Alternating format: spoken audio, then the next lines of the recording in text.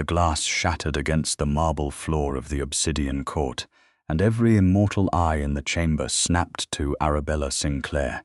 She stood at the center of the great hall, a serving tray still balanced on her forearm.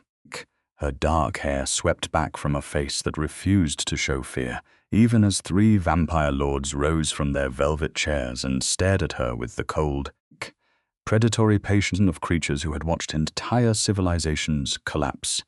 The spilled wine bloomed across the white marble like something ancient and accusatory. No one moved to help her. No one ever did. "Human," said Lord Veldris, his pale lips curling into something that was not a smile. "You have just ruined a Chateau Petrus from 1945.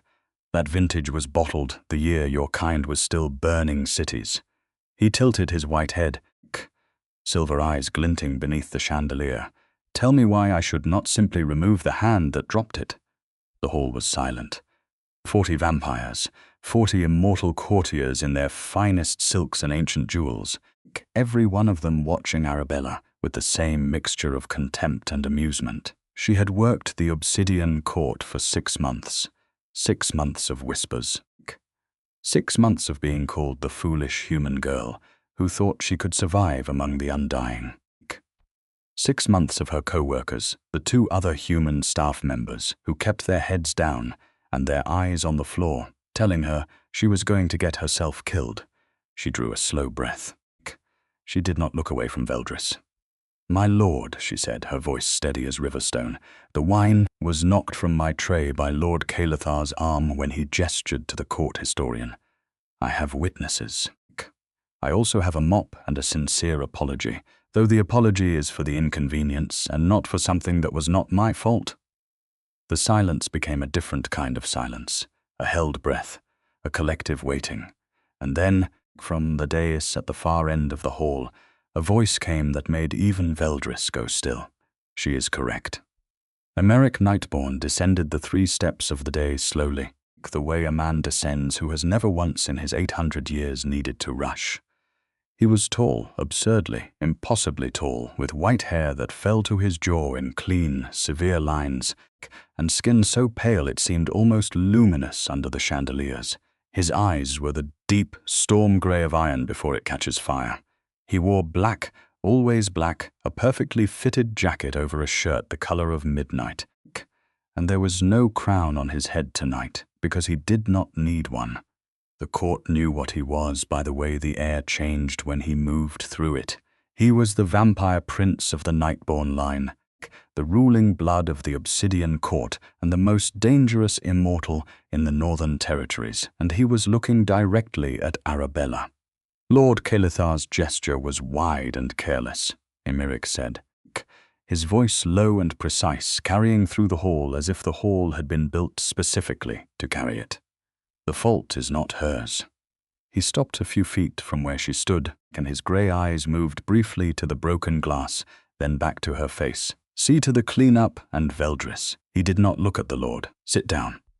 Veldris sat. Arabella exhaled once quietly, and bent to gather the larger pieces of glass.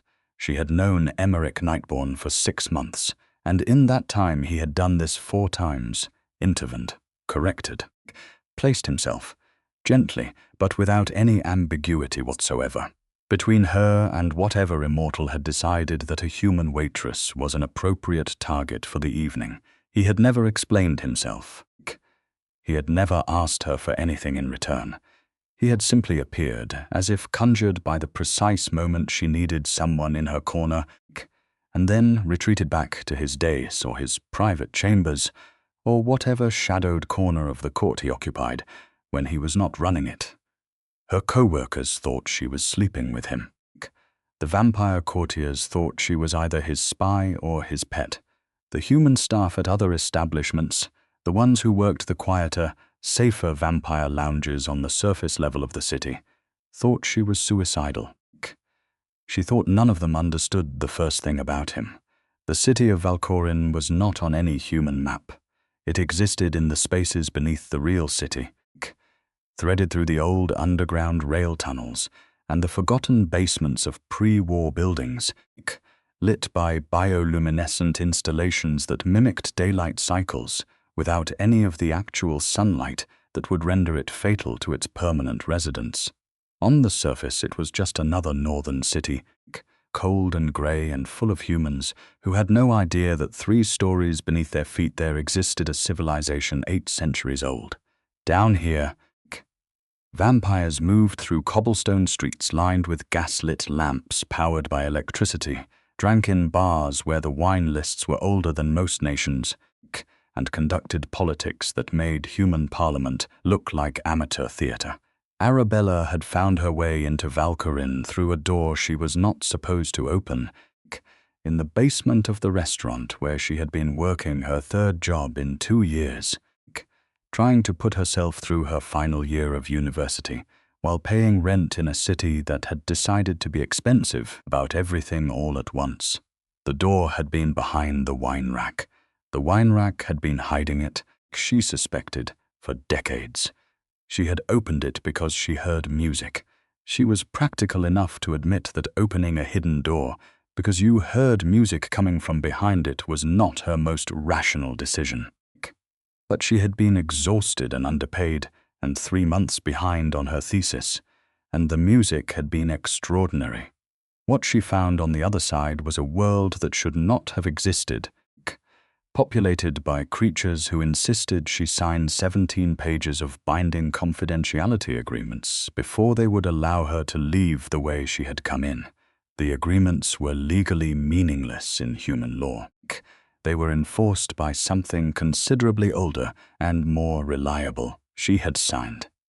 She had been offered a job as a condition of her access to information about the agreement. She had said yes because the pay was 4 times what she earned above ground and she had a thesis to finish.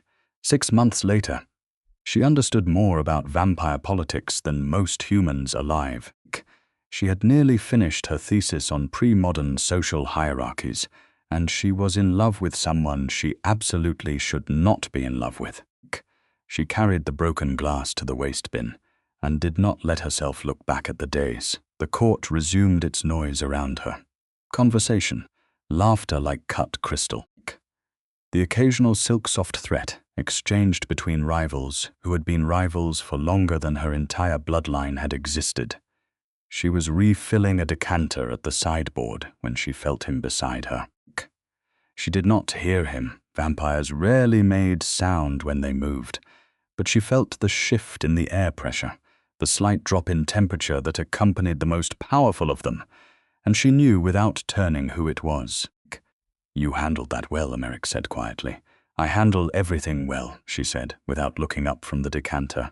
"It is what I do." A pause. "You are angry." "I am not angry." She was a little angry. "I am tired of Veldris. Most of the court has been tired of Veldris for approximately 3 centuries. Then why is he still here?" She heard the faintest thing in his exhale that might have been amusement in a man who allowed himself amusement. Because removing him would require a blood law challenge. And blood law challenges tend to end in ways that create more paperwork than I care to generate. She finally glanced at him. It was always a mistake to look directly at Emeric Nightborne. Not because he was frightening, though he was, technically, absolutely terrifying, but because looking at him directly made it very difficult to remember what she had been thinking about before she looked. His face was severe and angular, beautiful in the way that very old architecture was beautiful, built for durability and consequence rather than comfort.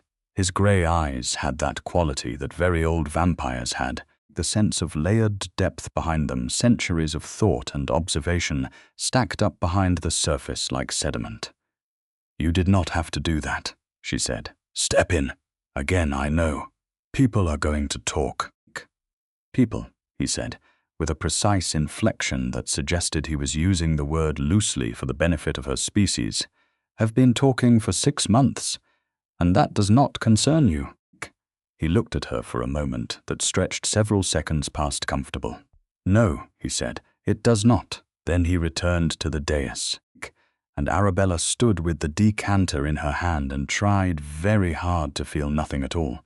She managed this with moderate success right up until the night someone tried to have her killed. It was a Tuesday. She remembered this specifically because she had been thinking about the fact that her thesis defense was on Thursday, and she needed the next 48 hours to not contain anything dramatic. When the figure stepped out of the shadows of the corridor between the service entrance and the main hall, it was not a vampire she recognized. Young by immortal standards, perhaps only a century or two, with pale hair pulled tight and eyes that were too bright for someone who was pretending to be casually lost. He was wearing the livery of another house, the silver threading of the Waitress crest barely visible at his collar, and he had a blade that was clearly treated with something acidic, because she could smell it even from 10 feet away. "Message from Lord Waitress," he said pleasantly. "You have become an inconvenience." Arabella had never been trained for anything involving blades. She had, however, spent 6 months watching vampires navigate political violence with the kind of ruthless efficiency that came from 8 centuries of practice, and she had paid attention to everything. She had also, before she found the door in the basement wine rack, grown up in a part of the city that required a working knowledge of when someone was about to hurt you and what to do in the first 3 seconds. She threw the decanter. It was a heavy crystal decanter, full of aged wine, and it caught the young vampire squarely in the face with a force that startled him badly enough to break his focus for 2 full seconds. She used those 2 seconds to go backward through the service door into the kitchen corridor, and she was shouting Emeric's name before she had fully registered that she was doing it. She had expected that the shout would be heard by a staff member, relayed upward, acted upon in some sensible institutional fashion. She had not expected the service door to come off its hinges 3 seconds later, as Emeric Nightborne came through it in a way that suggested doors were a formality he had decided not to observe. What happened next was brief and absolute. The young vampire, Waitress's creature, lasted approximately 15 seconds in a direct confrontation with the Prince of the Nightborne line. There was no gore, there was no theatre. Emeric simply crossed the distance between them at a speed that the eye refused to fully track, and when he stopped, he had the younger vampire's blade hand pinned against the wall with one hand, and the younger vampire's collar with the other. And the younger vampire looked like someone who had just comprehended the magnitude of his error. "Lord Waitress," Emeric said very quietly. "Sent you." The young vampire said nothing. "You do not need to confirm it," Emeric continued, in the tone of someone who has never required confirmation of things he already knows. "The crest at your collar confirms it. The blade confirms it. The fact that you are in a service corridor with a treated weapon instead of at any of the 6 other locations a vampire of your standing could legitimately occupy tonight confirms it." He let go. "Go back to Waitress. Tell him that the next individual he sends into my court to harm a member of my staff will not be sent back at all." The young vampire left. Quickly, Arabella stood in the kitchen corridor with her back against the wall, adrenaline still burning through her system, and watched Emeric pick up the blade from where it had fallen, examine the edge, and set it aside with the careful distaste of someone handling something technically beneath them, but professionally relevant. "Waitress tried to have me killed," she said. Her voice was steady. She was very proud of that. "Yes?" He turned to look at her, and for the first time she saw something in his expression that was not the controlled, composed authority he wore for the court. It was something sharper, something that had edges. "Are you hurt?" "No." I threw the decanter. Something in his face shifted. "I heard the crash. That is what I heard first." A pause. "I was on the other side of the hall." She did not fully understand what he meant by that until she thought about the distance from the main hall to the service door, and calculated how fast he must have moved to come through that door at all. He had already been moving when he heard the sound. He had been running before she called his name. He had felt it. She did not know how. She did not know if it was a prince's awareness of threats within his court, or something older and stranger, and more specific to her. But he had been moving before she shouted. "You cannot stay in this position," he said. His voice was back to the measured precision, but she could hear an undercurrent in it now that had not been there before. "Veldris will try again. He will be more careful next time." "I know. Then you understand that this situation has changed." She looked at him directly. "What are you suggesting?" He held her gaze. 800 years of command and ancient pride looked back at her from those iron-grey eyes, and underneath it, like a current under ice, something he was working extremely hard to keep contained. "I am suggesting that you allow me to formally extend my house's protection to you, not as a staff member, as a ward of the Nightborne line." The corridor was quiet.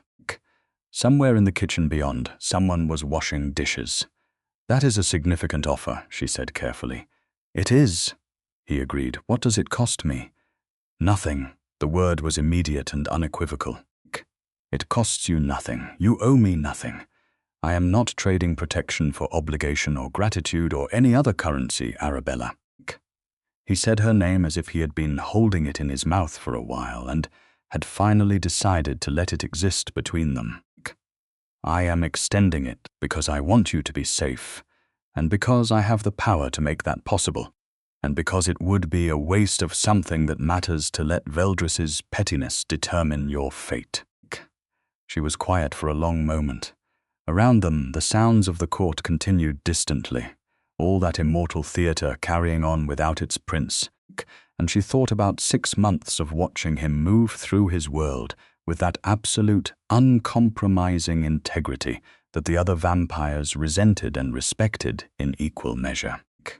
She thought about every time he had stepped between her and whatever the court had aimed at her. She thought about the fact that he had been running before she called his name. "Yes," she said. "All right." Something in his posture changed. It was very subtle. He was far too composed for anything dramatic, but she saw it. A minute release of tension in his shoulders, a slight careful exhale. "Good," he said. And then he offered her his arm. Not a courtly gesture, but a practical one, to walk her back through the damaged door and into the hall, and she took it, and the court watched them walk in together, and the whispers that followed were louder than anything she had heard in 6 months. The formal announcement came the next morning. She received it by way of a sealed document in old calligraphy, delivered by a court attendant who looked deeply uncertain about the whole affair. The document declared, in language that was apparently binding under 800 years of blood law, that Arabella Sinclair was under the full and complete protection of Prince Emeric Nightborne of the Nightborne line, and that any action taken against her would be considered a direct act of aggression against the Nightborne house, with all the consequences that entailed. Her thesis defense was in 36 hours.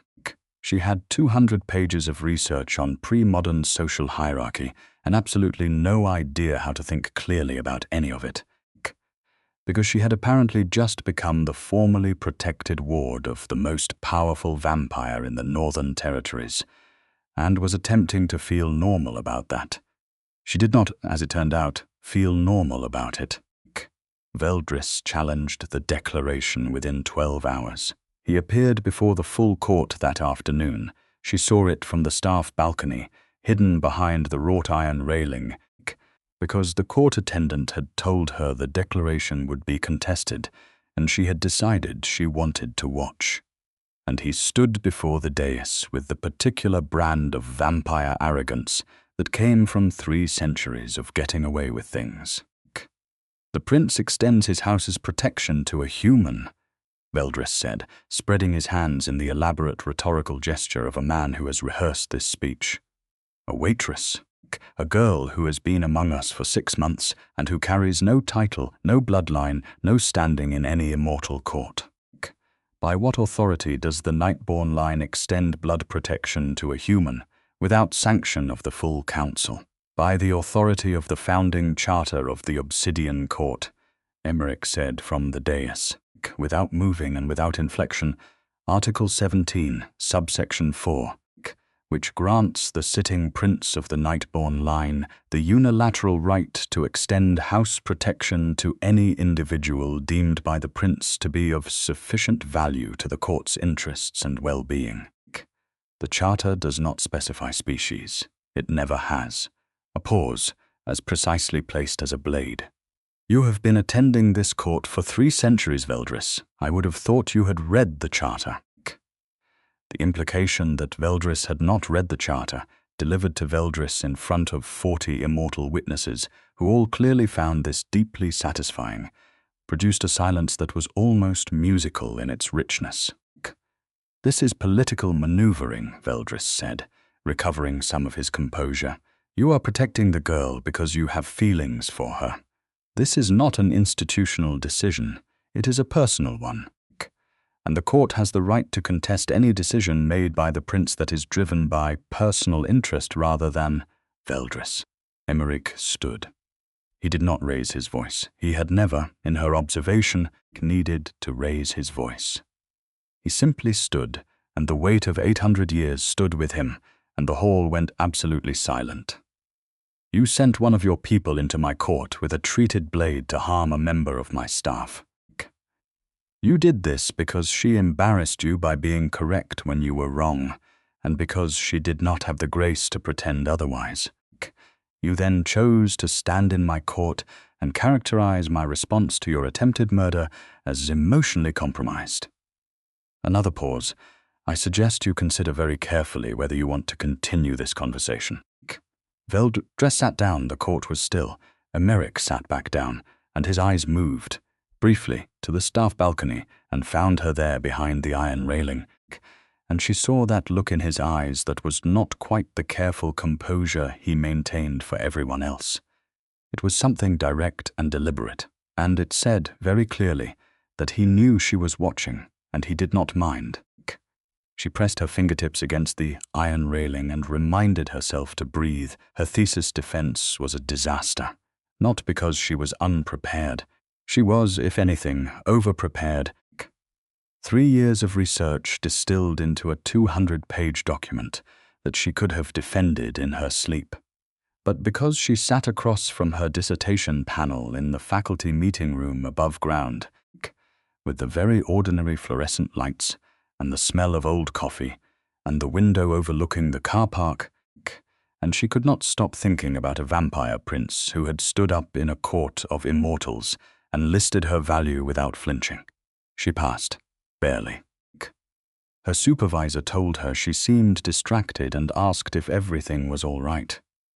She said it was, and went back down through the door in the wine rack that afternoon and told herself she was being a fool. She was still a fool about it 3 days later, when Emeric found her in the court library. The library was one of the places in Valkyrin that made her understand why people chose to come here and never go back. 8 centuries of accumulated knowledge in a room that was larger than any library she had accessed above ground, with shelves that went to a ceiling she could not quite see, and ladders on brass rails and illuminated manuscripts locked in glass cases alongside modern academic journals and handwritten accounts from the 12th century. She went there to think and to read, and to remind herself that the world was more interesting than she had the capacity to be frightened of. He found her on the 2nd level, sitting cross-legged in an armchair with one of the older journals open on her knee, translating badly from the Middle Latin because her Middle Latin was functional rather than fluent. You went above ground, he said. He was not accusing her. He was stating it. I had a thesis defense, I know. He came to stand near the armchair, and she looked up at him and thought, not for the first time, that the library light was particularly unkind to her resolve, because it lit the angles of his face in a way that made him look less like an institution and more like a person. How did it go? I passed. Congratulations. You could have come to watch. Observers are allowed.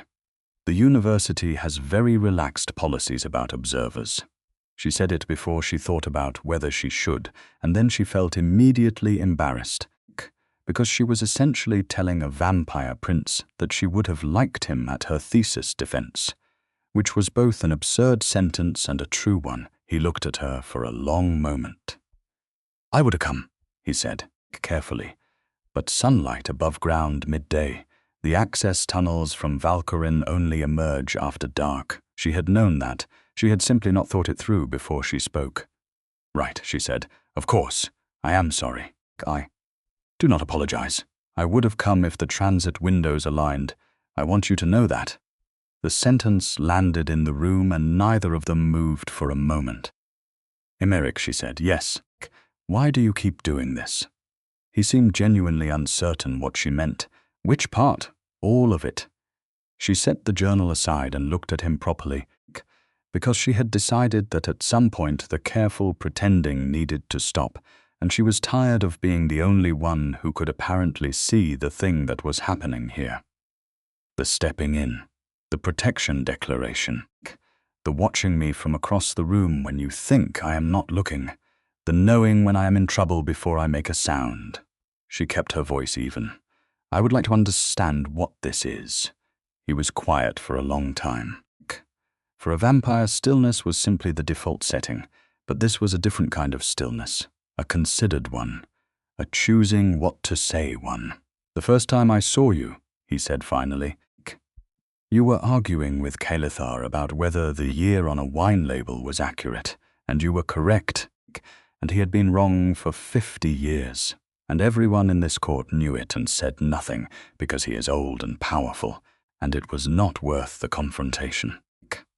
And you had been in this court for 3 weeks, and you looked at him and told him, pleasantly and precisely, that he was mistaken, and offered him the reference text to confirm it." She remembered that. She had not, at the time, understood the significance of the act. "I have been in this court for 800 years, Emeric continued. I have watched people disappear rather than correct someone inconvenient. I have watched individuals with excellent minds and sound judgment learn to make themselves smaller and quieter because the political cost of being right was too high." His grey eyes were steady on her face. "You had been here 3 weeks and you simply did not do that. Not out of recklessness. You were not being reckless. You were being accurate, and you were not afraid of the consequence." "I was a little afraid," she said honestly. "I know. I could see it. That was what made it extraordinary." He paused. "You were afraid and you did it anyway because you believed it was correct. I have not seen that in a very long time." The library was completely quiet around them.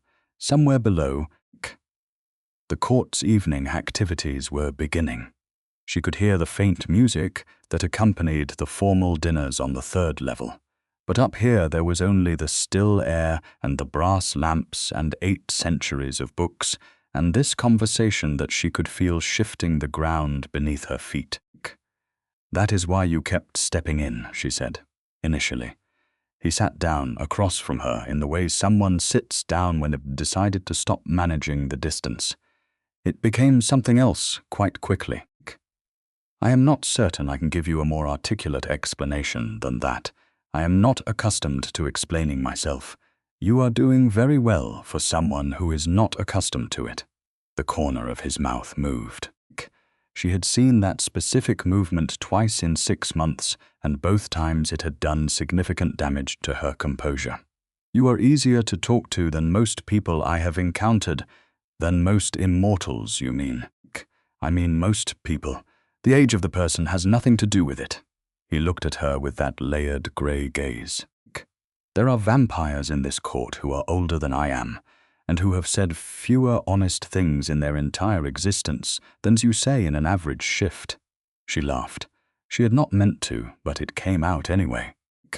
Genuine and involuntary, and she saw the something in his expression that he was increasingly not hiding, the warmth that lived underneath all that ancient composure, the part of him that was not the prince, but just the person who had been carrying the prince for 800 years and found it heavy. "I am not going to tell you this is uncomplicated," she said, "because it is not. We are different. Obviously we are different. I am going to be old in 30 years, and you will look exactly the same, and the blood law of this court says that humans and vampires cannot." The blood law says that vampires cannot turn humans without council sanction, Emeric said. It says nothing about other forms of devotion. The word sat in the air between them. Devotion, she looked at him. I am telling you that the blood law as it exists is not an obstacle to what I am describing, and that the council can be petitioned, and that if the petition were brought by the Nightborne prince, the outcome would not be uncertain. She absorbed this very carefully. You have thought about this, yes. You have been thinking about this for some time, yes. And you are telling me now because you asked me why. He held her gaze. I am not the kind of person who lies to someone who has the courage to ask a direct question, even when the honest answer is complicated. A pause, especially then. She sat with it for a moment. The library held its breath around them. All that accumulated knowledge witness to this negotiation between a human woman who was not afraid of anything she did not have very good reason to fear, and an 800-year-old prince who had just told her, in the most measured and careful and completely unmistakable terms, that he was in love with her. Emeric, she said. Yes, I am going to need you to say it plainly, just once. Without the political framing, another long pause. She watched him make the decision to step past the 8 centuries of governance that had taught him that every sentence was falsity. I love you, he said. That is what this is. I have been trying to be careful about it because you deserve the consideration of not being overwhelmed by something you did not choose to encounter, and because the power differential between us is real and I am aware of it and I refuse to use it. But you asked plainly, and so, I love you. She uncurled from the armchair and stood, and crossed the small distance between the chairs, and stood in front of him, and he looked up at her with those ancient eyes and waited. She put her hand against his face. He was cooler than a person, which she had expected, and very still under her palm, which she had also expected. But the thing she had not expected was the way he closed his eyes, briefly, as if the sensation of it was something he was choosing to fully receive. I have been in love with you since approximately the 4th time you stepped between me and Waitress, she said. I have been trying very hard not to be, because everyone I work with thinks it is either impossible or catastrophic. It is neither, he said. I know, she said. I know it is not. He opened his eyes, and she was very close, and the air between them felt like the moment before lightning makes contact with the ground, full of charge and inevitability, and he reached up and covered her hand with his cool, careful, absolute, and said, May I? Yes, she said. He kissed her with the same quality that characterized everything he did, without haste, without uncertainty, and with the complete and undivided attention of someone who understood that the thing happening was significant and intended to honor that. She had been kissed before. She had not been kissed like she was something worth the full weight of 8 centuries. When they broke apart, she kept her hand against his face, and he kept his hand over hers. And neither of them moved for a while because there did not seem to be any reason to. The crisis that broke everything open arrived 4 days later in the form of Lady Sorreville Drine. She was old. Older than Emeric, older than most of the court, and she carried that antiquity the way certain mountains carry their height, not as an ornament but as a geological fact. She arrived in Valcorin on a Thursday evening, without announcement, accompanied by 6 of her house guard, and she requested an audience with the prince before she had even removed her traveling cloak. Arabella was working the evening service when she arrived, and she felt the shift in the court's atmosphere immediately. The conversations dropped in volume. The laughter disappeared. The vampires nearest to Lady Drane's entrance moved with a subtle, practiced caution that spoke to muscle memory older than any polite behavior. She caught Emeric's eye across the hall. He was already watching Drine.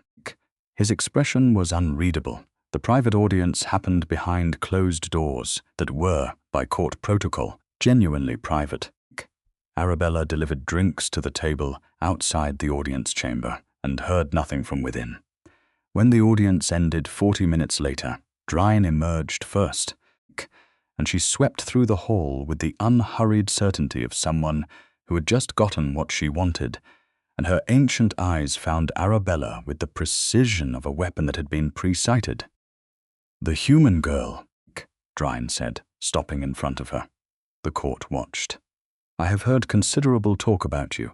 I imagine you have," Arabella said pleasantly. "Good evening, my lady." Drine studied her. "Nightborne has declared you under his protection."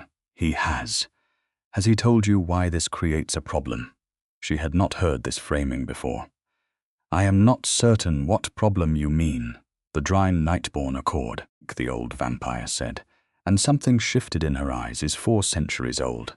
Under its terms, the Nightborne heir's first formal bond of protection extended to an individual outside the blood must be offered to one of Drine lineage, as acknowledgement of the alliance. Your prince broke that accord when he extended protection to you before considering his obligations to my house." Arabella kept her face very still. "I see. The accord requires remedy," Drine continued. "Specifically, it requires that the protection be revoked from the non-accord party and offered correctly to the designated Drine recipient.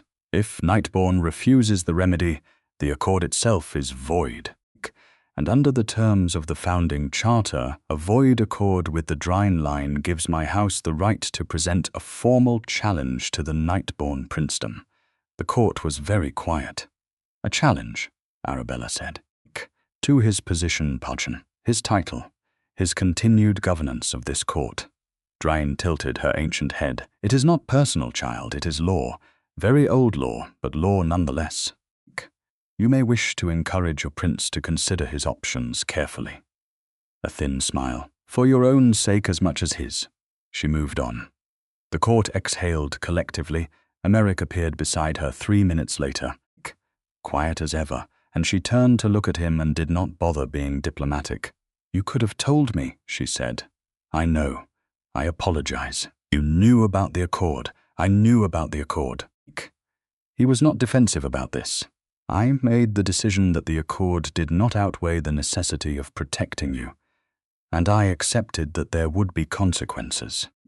"You accepted that there would be consequences without telling me what they were." A pause. "Yes." She looked at him for a long moment. "Because you knew I would tell you not to do it."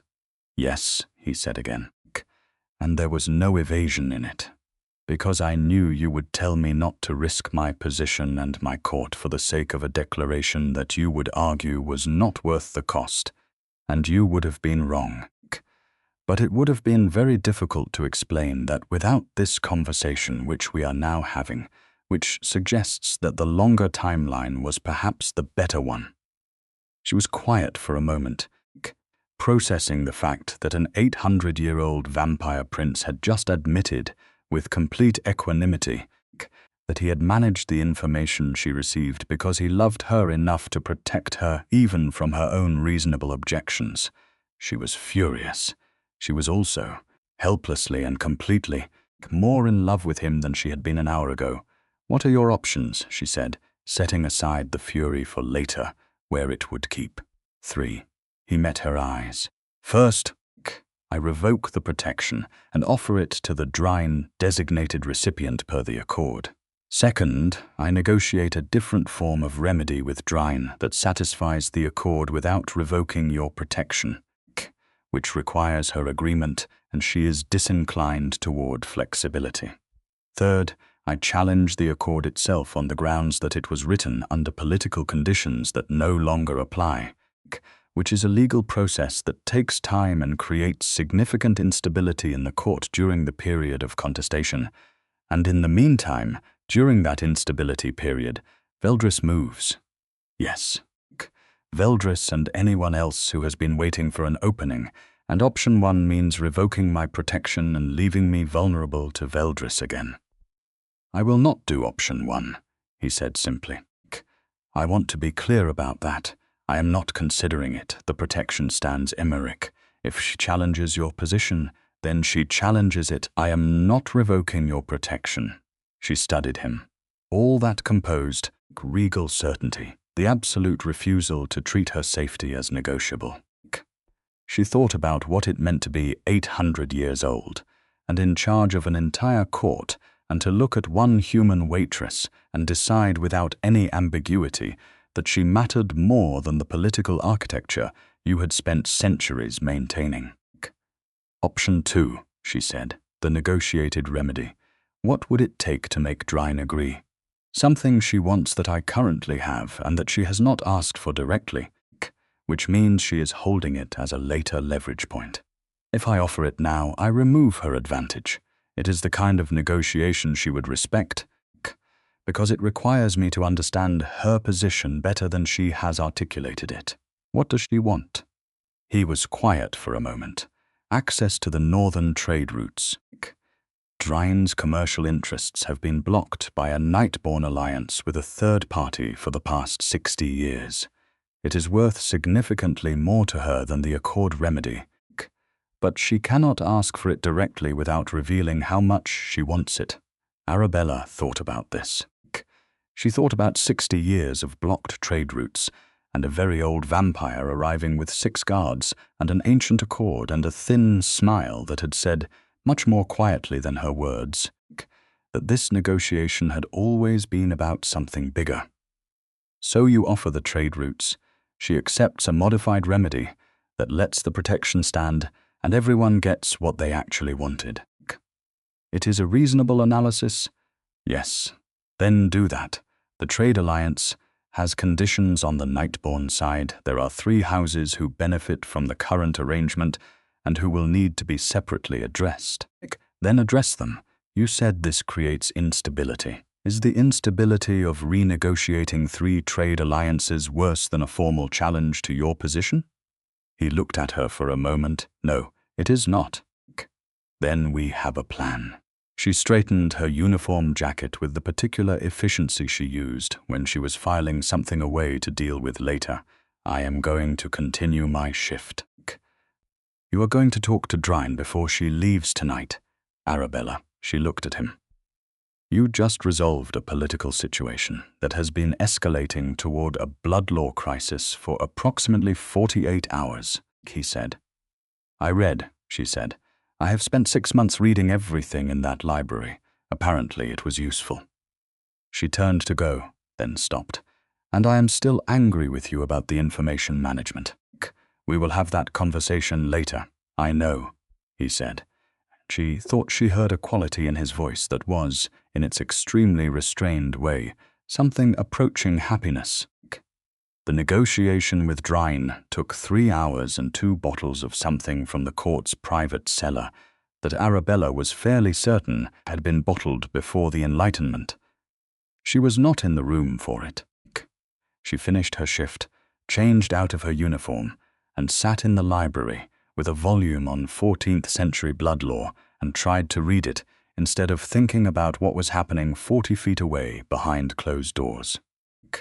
When Emeric came to find her, it was past midnight, and his expression was the closest to tired that she had ever seen it, which on him meant very slightly less than perfectly composed. It is done, he said. The trade routes? Agreed in principle. The modified remedy is accepted. The accord is satisfied. Your protection stands. He sat down across from her, and she could see in the quality of his stillness that the 3 hours had cost something. Not politically, he had come out ahead, she was certain, but in the simple expenditure of managing very old and very complicated people for 3 continuous hours. Drine is, in her way, quite reasonable. She simply needed to be met at the level she was operating at. You have known her a long time, Arabella said. 4 centuries since the accord was written. He paused.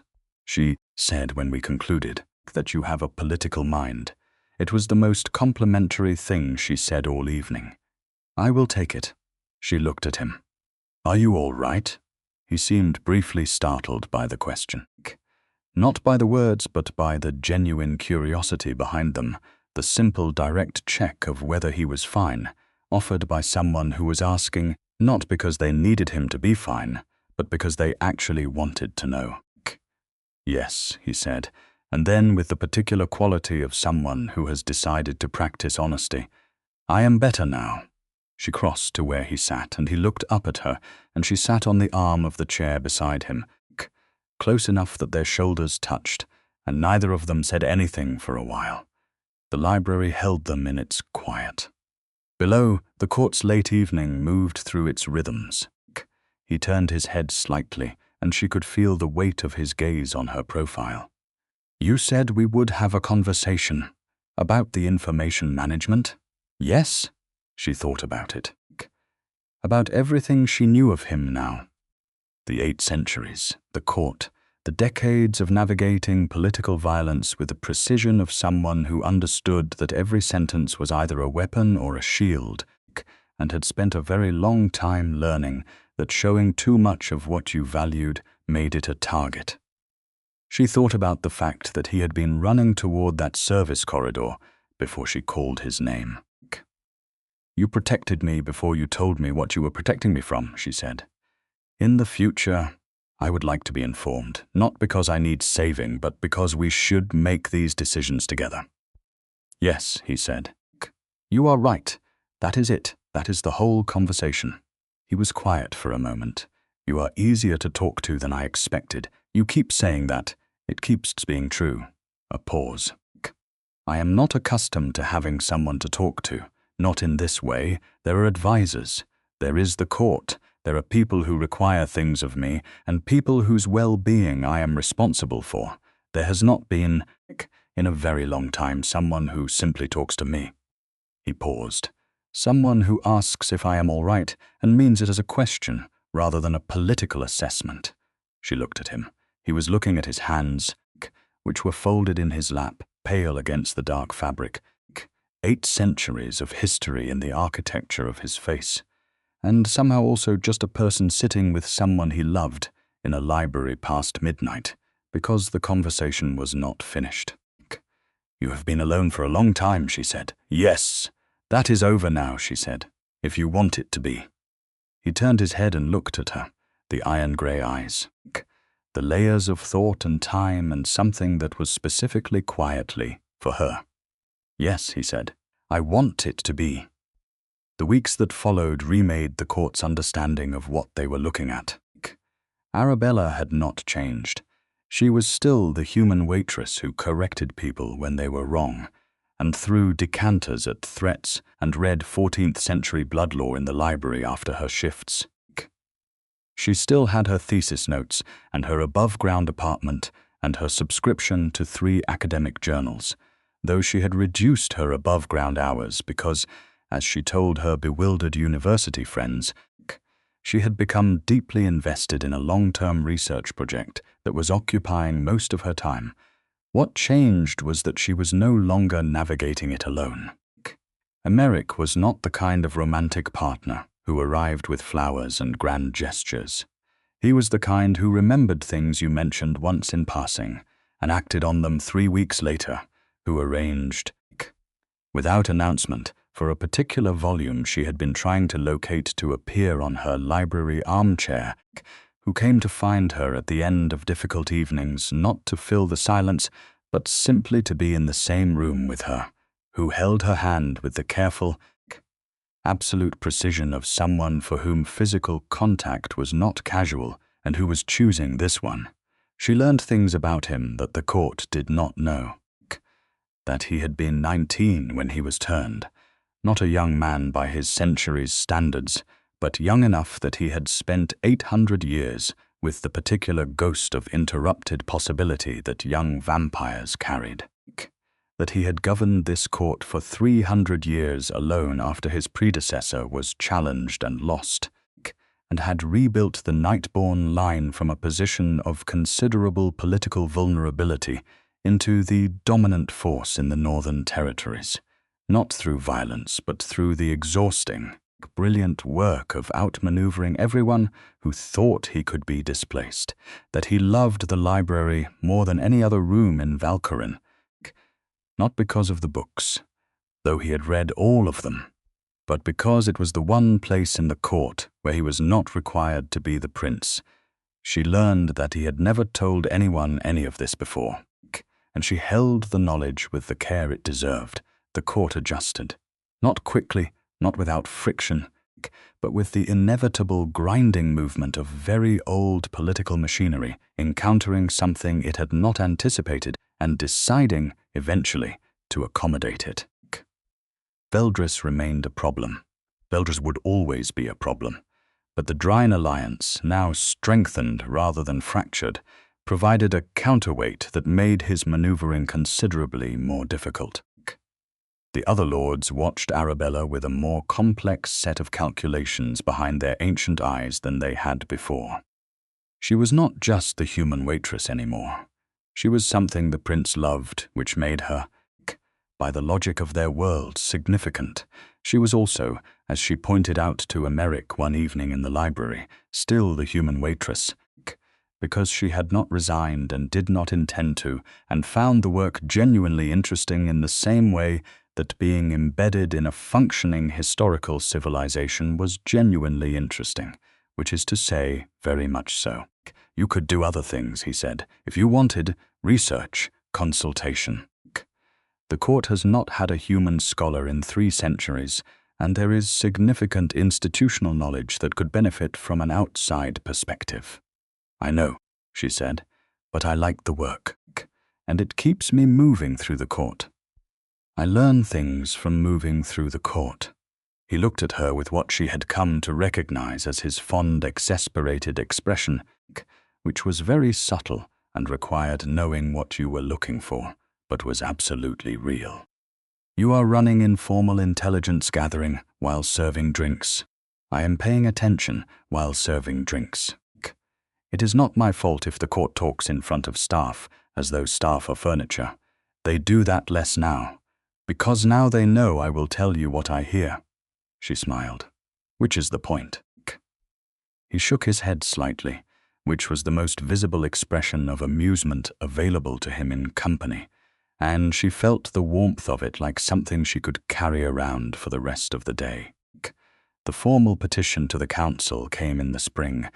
She had been in Valkyrin for 14 months by then, and the court had shifted around her and Emeric until the shape of it was just the shape of the place she lived. And the above-ground apartment had become where she kept her books and her academic correspondence, rather than where she actually slept most nights, because Emeric had an entire suite of rooms in the court that were warmer and quieter, and contained a person she preferred to the alternative. The petition was Emeric's idea, brought to her as all his ideas were now, directly, with full information and with the explicit invitation to object or revise. He sat across from her at the library table with a document she recognized as draft petition language, and he said, I would like to petition the council for permanent residential sanction for you in Valkyrin, and for recognition of your status as a bonded companion of the Nightborne house. This would formalize what already exists in practical terms.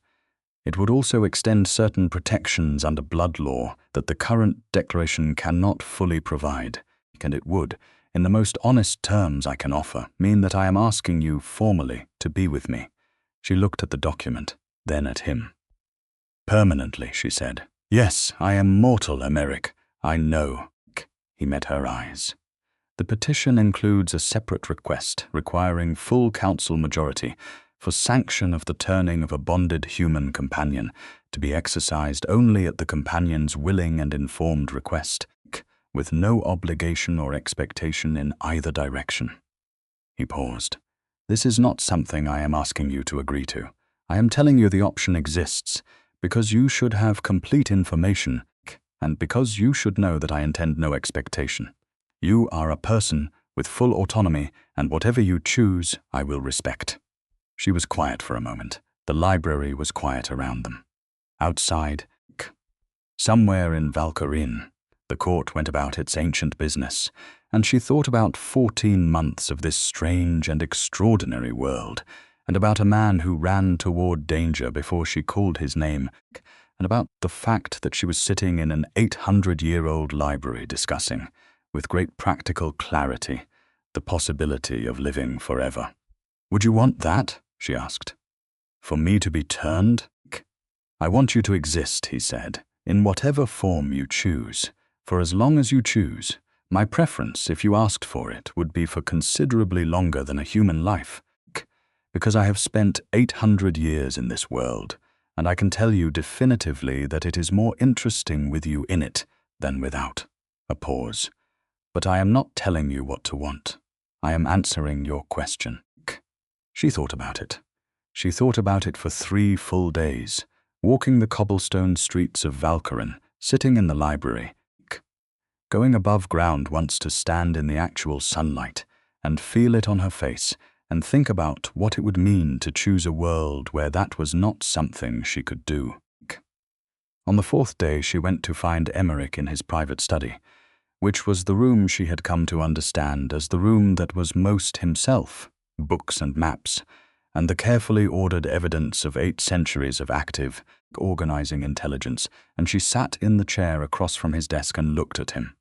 "File the petition," she said. "Both parts." He held very still for a moment. Then, carefully, "Both parts, both parts. I want the residential sanction, and I want the formal recognition, and I want the council to know that the option is on the table, not because I have decided, but because I want to understand what I am working with before I decide, and I cannot do that without the petition being real." She looked at him steadily. "And because I love you and I would like whatever comes next to be something we build with full information on both sides." He stood. He came around the desk with that unhurried movement, and he stood in front of her, and he took both her hands in his and held them with that absolute careful quality he had for things that mattered. "Arabella," he said. "Yes," she said. "I have been alive for 800 years. I have governed this court and outlasted alliances and negotiated crises that would have collapsed lesser institutions, and I have done all of it without once believing that any of it would lead to something I could call simply mine. A person, a life, a reason for the duration to mean something other than continuance." His voice was even, it was always even, but she could hear the current under it. All that held warmth and old longing, and the particular quality of someone who had been waiting for a long time without knowing what they were waiting for. "You are the most unexpected thing I have encountered in 8 centuries. You are the most important thing, and I intend to spend the remainder of however long we are given doing absolutely everything within my considerable power to deserve it." She squeezed his hands. "You already do," she said, "but you can keep trying. I will let you know if your performance falls below standard." He made a sound that was unambiguously and without any of his usual reserve, a laugh, a real one, brief and genuine and entirely unlike the controlled, formal persona he presented to the court, and she felt it like something physical in her chest, that sound, the evidence of him fully present and unguarded. "I love you," she said. "I love you," he said, without qualification or political framing. She laughed too, and he drew her up out of the chair and into his arms, and she went willingly, and the study held them in its quiet as outside. Valkyrin continued its centuries-old rhythms, without any particular acknowledgement of the fact that something inside it had just resolved. The council approved the petition in full 7 weeks later, by 8 votes to 2, with the 2 dissenting votes being Waitress, naturally, and a lord named Calithar, who had apparently not forgiven her for the wine label incident and had been nursing the grievance for 15 months. She found this deeply satisfying. The formal recognition ceremony was not large. Emeric did not believe in spectacle for its sake, and she found ceremonial theatre tedious. So they agreed on something that satisfied the blood law requirements without requiring the whole court to stand and watch them make declarations. It was witnessed by the council members, by Drine, who attended with the air of someone who had always known this was coming and had decided it was politically useful, and by Marwan and Stella, the 2 other human staff members, who had spent 14 months telling Arabella she was going to get herself killed, and who arrived looking both deeply uncertain and extremely emotional. Stella cried. She was very embarrassed about this. Arabella told her it was fine. Marwen patted Stella on the back and pretended he had not also been visibly moved. Emeric made his declaration in the formal language of the blood law, precise and correct, and carrying the weight of 8 centuries of legal precedent. And then he looked at her with those iron-grey eyes and added, in no particular language except his own, and beyond all law and precedent, simply, I choose you, freely, without reservation. She made hers shorter, because she had always been better at the direct approach. I trust you with everything, she said. That is what I can offer, and I want everything you are willing to share.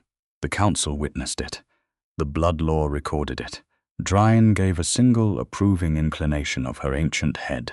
Afterward, walking back through the court with his hand in hers, she thought about the night she had opened a door because she heard music, and how everything on the other side of it had been strange and dangerous and extraordinary, and had led to this corridor with this man and this future full of choices she had not yet made, but had decided to make carefully and with full information. Veldris passed them in the corridor. He looked at their linked hands with the specific expression of a man who has run out of moves and knows it. Lord Veldris, Arabella said pleasantly. He inclined his head. He did not speak, she walked on. He will not bother you again, Emeric said quietly. I know, she had known since the council vote, though I have to admit I will miss having someone to throw decanters at. I am certain the court will provide someone eventually. Is that a comfort? From me, absolutely not. From a statistical standpoint, given the nature of this court, almost certainly. She laughed, and his hand tightened slightly around hers, and they walked together through the gaslit corridors of Valcorin, through the world that existed below the world, 8 centuries old and still running, and now, in some small but permanent way, also hers.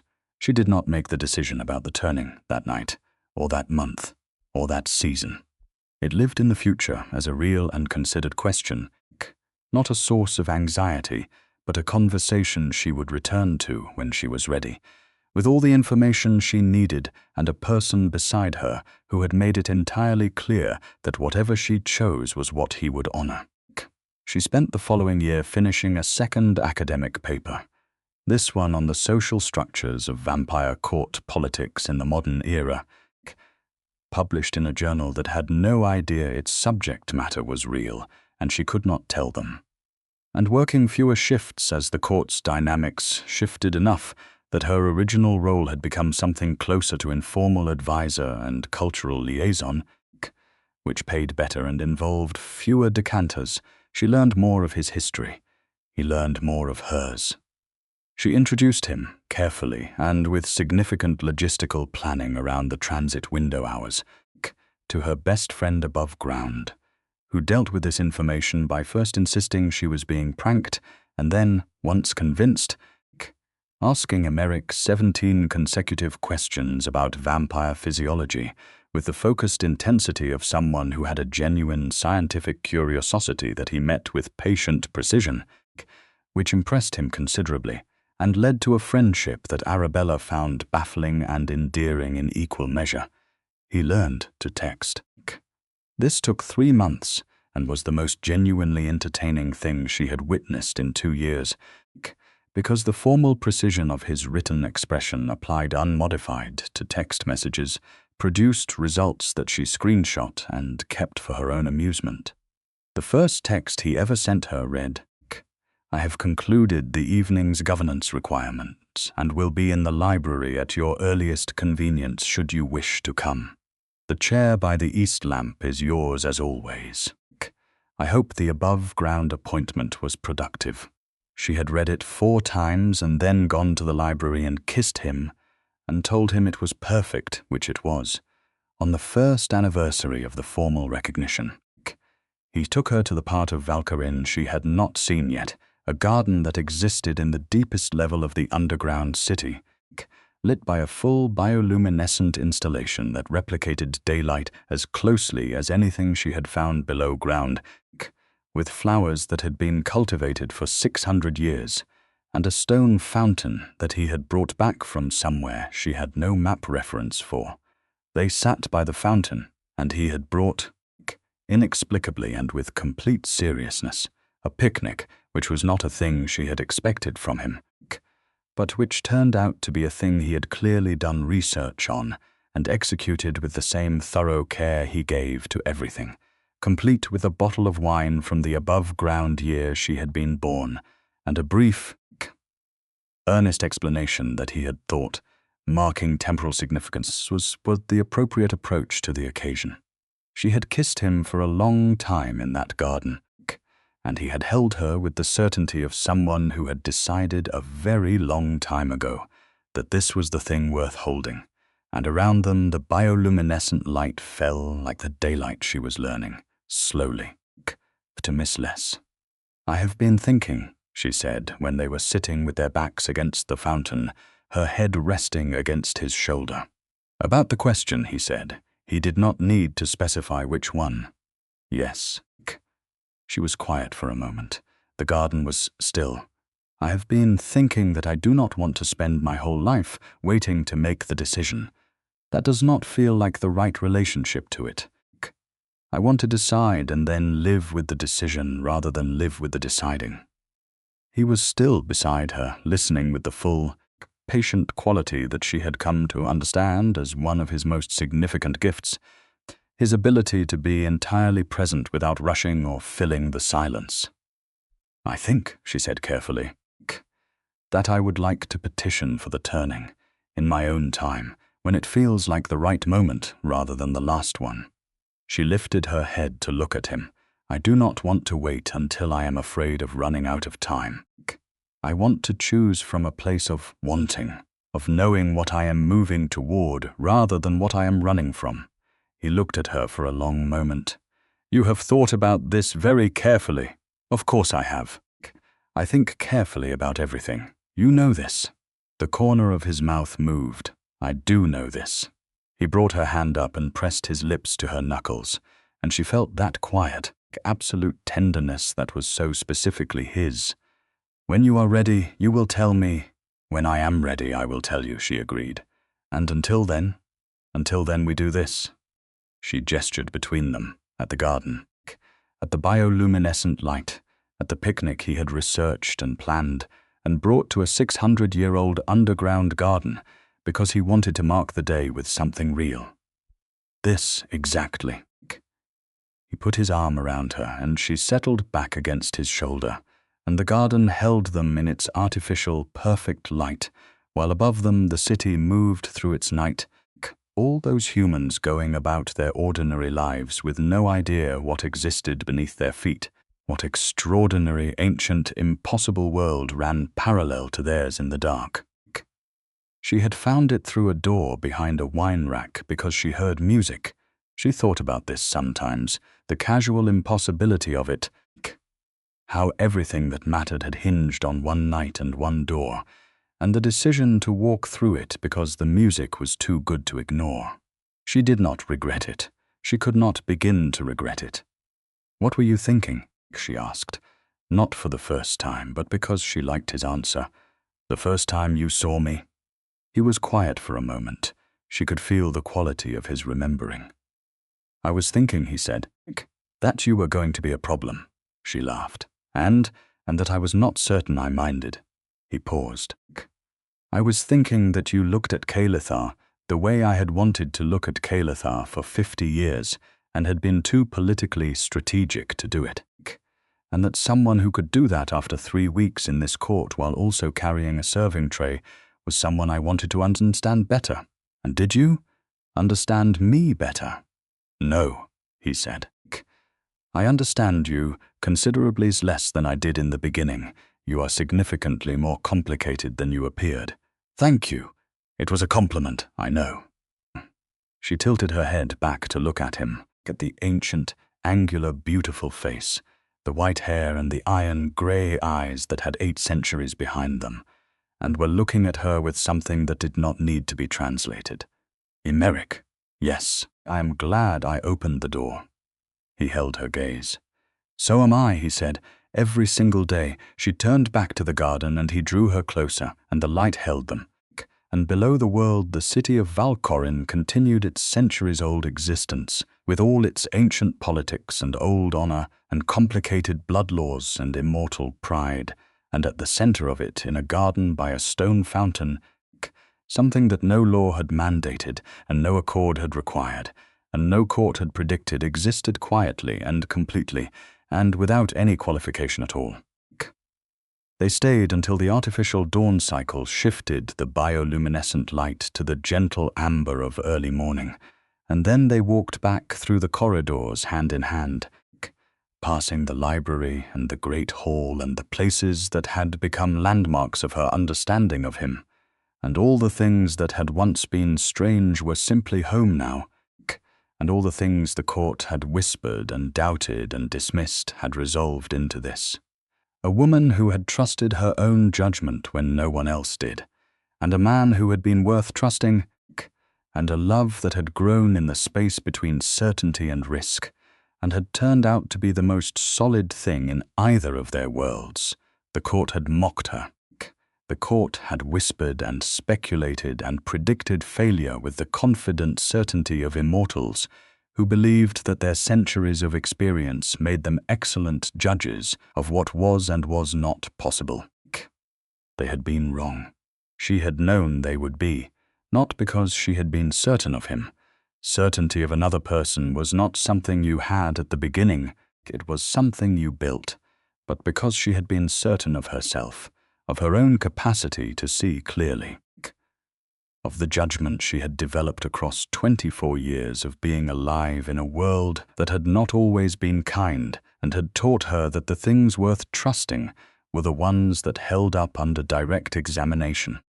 Emeric Nightborne had held up under direct examination. He had held up under indirect examination, under crisis, under political pressure, under the specific test of whether he would tell her the truth when the truth was complicated. He had held up every single time. The whispers had not stopped because she proved the court wrong. They had stopped because the court had, slowly and with the painful dignity of very old creatures adjusting their models to fit new data, recognized that she had been right. She thought Veldris probably still had opinions. She found she could not summon the energy to care about Veldris's opinions. They paused at the entrance to his suite, and he looked at her with that expression that was for her, and no one else. And she put her hand against his face the way she had that first time in the library, and he closed his eyes briefly and received it. "Come inside," he said.